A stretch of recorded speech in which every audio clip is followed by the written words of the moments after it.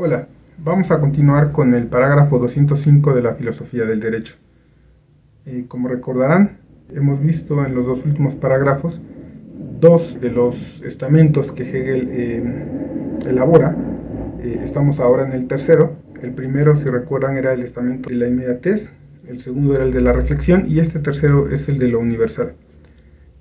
Solo por recapitular, recordarán que el estamento de la inmediatez tenía que ver con el estamento que todavía estaba con las personas, con los individuos que todavía están atados a la familia, porque en cierto modo constituyen unidades éticas de autoconsumo, digamos, de producción para el autoconsumo, y por eso están vinculados a la tierra, a la agricultura, es decir, a formas de producir bienes de consumo que no van a ser intercambiados, ¿no? Por eso eran inmediatos y por eso también eran sustanciales, ¿no? Por la relación ética familiar y por otro lado porque con el autoconsumo, digamos, no hay una proliferación de las relaciones con los otros productores, ¿no?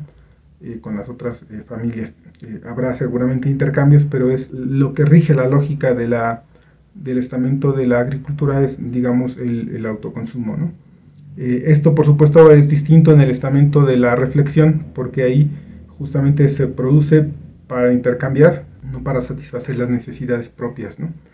Y este estamento universal también tiene que ver algo con la manera en la que un cierto número, grupo de personas resuelven sus necesidades, pero tienen que hacer algo, ¿no? Que es elevarse al nivel de lo universal, velar por lo universal. Se le ha llamado al estamento universal el estamento de los funcionarios o de los burócratas del Estado, porque en la modernidad la universalidad se constituye de esa manera, ¿no? como funcionarios del Estado o sirviendo a los intereses públicos o universales, ¿no? El parágrafo es muy corto, son unas cuantas líneas, lo leemos y damos algunas referencias adicionales.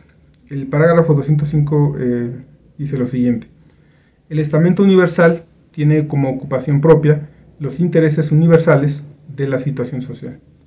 Por consiguiente, debe ser dispensado del trabajo directo para satisfacer las necesidades propias, bien por medio del patrimonio privado o porque sea retribuido por el Estado que recaba su actividad, de tal modo que el interés privado encuentra su satisfacción en su trabajo para lo universal. Y allí concluye el parágrafo 205, ¿no? Entonces, este estamento de la universalidad, digamos, está conformado por individuos, por supuesto, que tienen que satisfacer sus necesidades, decíamos antes, pero justamente esa satisfacción no debe constituir lo más importante, ¿no? Se tienen que, por supuesto, resolver esos problemas, tienen que tener, dice Hegel, un poco viendo hacia atrás, hacia el pasado, deben de tener un patrimonio que les brinde el propio Estado, o bien ser retribuidos mediante un salario, como ocurrirá más bien ya en el mundo moderno, para que de este modo sean resueltas esas necesidades y puedan, digamos, poner en segundo plano esas necesidades y puedan elevarse, por así decirlo, a nivel de lo universal, ¿no? Por supuesto, sí concuerda con esta idea de que son funcionarios públicos, burócratas, pero no únicamente ellos, ¿no? Hay toda una serie de funciones que se pueden cumplir teniendo como horizonte la preocupación por lo universal, ¿no? En las anotaciones de Peter Bannemann se dan algunos detalles adicionales que nos pueden ayudar para hacer un comentario con un poco más de contenido, ¿no? Así que se los leo para que veamos un poco qué es en lo que está pensando Hegel y cómo lo pone, por ejemplo, a la idea de los estamentos antiguos, ¿no? Y de los estamentos medievales. Escribe en estas anotaciones de Bannemann: el estamento universal pertenece a la organización esencial del Estado y tiene su existencia real en la constitución del pueblo. Tiene como objetivo lo universal como tal, es decir, que se produzca el derecho y que haya seguridad, ¿no? Es decir, aquí se muestra que en estas preocupaciones la seguridad, la constitución, y que se efectúe el derecho se está ya más allá de las preocupaciones particulares, ¿no? Continúa. En todos los demás estamentos el objetivo de cada uno es velar por sí mismo, pero este estamento debe ser liberado de la necesidad y debe ser atendido por lo universal. La tarea de satisfacer sus necesidades debe ser asumida por el Estado, ¿no? De ahí también que se justifique la idea de que se cobren impuestos, ¿no? Porque los impuestos serían las formas en las que el Estado, digamos, puede tener mecanismos para después retribuir a por ejemplo, a este estamento, ¿no? Cada uno de los individuos de este estamento puede tener también objetivos particulares, por ejemplo, en la forma de su remuneración de su salario, pero este no es un objetivo esencial, sino que debe considerarse como un medio para alcanzar el objetivo universal. Es decir, seguramente que sí, el individuo que pertenece al estamento universal tiene que preocuparse, por supuesto, por cuánto va a ganar, pero eso tendría que ser lo secundario, ¿no? Si se vuelve lo primordial, se vuelve lo más importante, entonces ya no estaría a la altura de lo universal, porque su objetivo privado estaría por encima del objetivo universal. Escriben, van recogiendo lo que habría comentado Hegel. Para que este sea el objetivo puro de su trabajo, no deben trabajar entonces únicamente para aliviar la necesidad. En virtud de su cargo deben ser independientes en lo que respecta a sus necesidades, ¿no?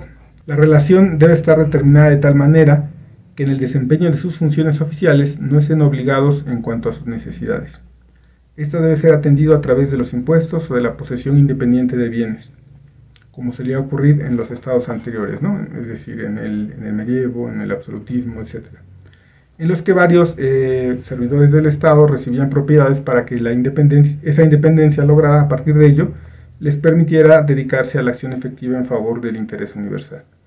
El estamento universal, dice Hegel, incluye también a los profesores, a los educadores, por ejemplo, que se aplican a los diversos campos del conocimiento para el mayor bien de la comunidad.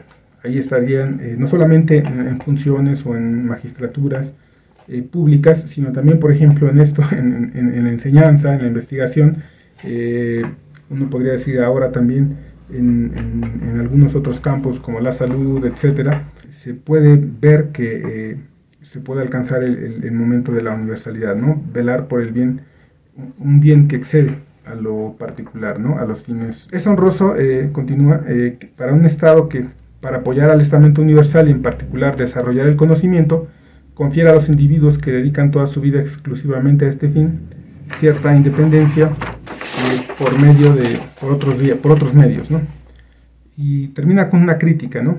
En lugar de esto, dice, en Alemania se acostumbraba a dar privilegios a la nobleza, que se abandonaba a las pasiones más vergonzosas a costa de sus pocos vasallos, ¿no? Es decir, si bien la idea de estamento podría tener un cierto eco de formas premodernas, Hegel está muy claro de que no es la idea que él quiere transmitir o la idea que él quiere concebir con estas nociones de estamentos, ¿no? No es la idea premoderna de una especie de clase o en otros horizontes de castas que solamente por pertenecer a un linaje deberían de tener ciertos privilegios, ¿no? Acá el privilegio no estaría dado por pertenecer únicamente a una familia, a un linaje, sino que más bien es la función propia del universal la que justificaría una obligación, digamos, por parte del Estado para solventar sus necesidades, porque tiene que haber alguien que que ocupe, que se preocupe, que tenga como finalidad lo universal, ¿no? Porque si no, estaríamos en el ámbito de lo familiar, de lo meramente privado, si solamente existiera de la agricultura que se relaciona con sus otros como familias, o si solamente prevaleciera el estamento de los productores independientes, tendríamos también esa especie de selva de todos contra todos, donde cada uno busca únicamente su fin privado, su fin particular, y no habría un momento para lo universal, ¿no? Sería ese horizonte que pareciera conducirnos a la guerra de todos contra todos, ¿no? Entonces tiene que haber un estamento que se preocupa, o si nos suena mal la palabra hoy, tiene que haber funciones dentro del Estado que tengan como finalidad exclusiva lo universal, ¿no? Esta última crítica que hacía a la nobleza en el medievo en Alemania ya apunta a esto que hemos señalado en un par de ocasiones, que la idea de estamentos hegeliana no tendría lazo alguno con las ideas premodernas estamentales o de castas, ¿no? De todas formas, en los parágrafos que siguen, que ya estamos por concluir, a esto que se traduce como patrimonio y pasar ya directamente a la justicia, ¿no? A cómo se lleva a cabo las funciones del Estado respecto a la justicia. En estos parágrafos que siguen vamos a ver algunos elementos más que Hegel va a especificar y que tienen que ver con diferenciar la idea de estamento en Hegel de las ideas premodernas, ¿no? Bueno, eso sería todo.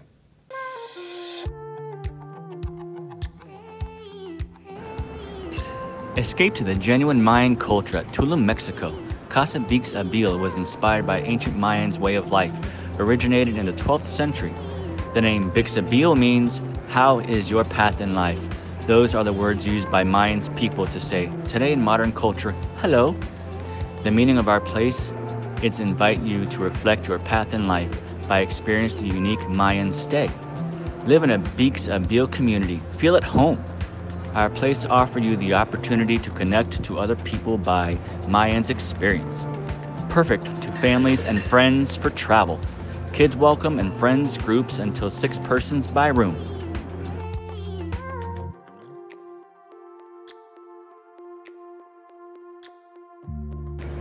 Enjoy our common amenities: community kitchen, breakfast area, rooftop bar, co-working area, restroom, free bikes, and a wonderful pool.